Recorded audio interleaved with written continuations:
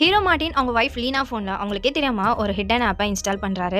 அவங்களோட வீடியோவை ரெக்கார்ட் பண்ணி எடிட் பண்ணி அவங்களுக்கு சர்ப்ரைஸ் பண்ணணும்னு பண்றாரு. ஆனா அவருக்கு ஒரு அதிர்ச்சியான விஷயம் காத்திருக்கு. ஆபீஸ்ல இருந்தே அந்த ஆப்பை ஓபன் பண்ணி லீனா என்ன பண்றான்னு பாத்துட்டு இருக்காரு. அப்ப யாரோ சிகரெட் பிடிக்கிற மாதிரி இருக்கு. ஒருவேளை லீனாவா இருக்குமோன்னு ஃப்ரண்ட் கேமரா திருப்பி பாக்குறாரு. லீனா வேற யார்கிட்டயும் பேசிட்டு இருக்காங்க. அதனால என்னவா இருக்கும்னு ஆடியோ ஆன் பண்றாரு. அந்த ஆடியோ கேட்கல. சரின்னு கால் பண்றாரு.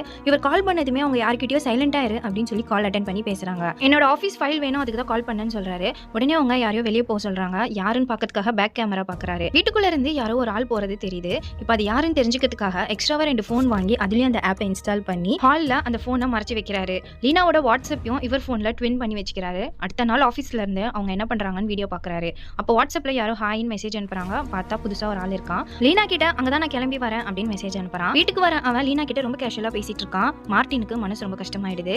சின்ன வயசுல ஸ்கூல்ல லீனாவை பார்த்திருப்பாரு. அங்கதான் அவங்க 2 பேரும் ஃப்ரெண்ட்ஸா பழகிருப்பாங்க. லவ் சொன்னதுமே வேணான்னு போயிடுவாங்க. கொஞ்ச நாளைக்கு அப்புறமா திரும்பவும் அவங்கள பாப்பாரு.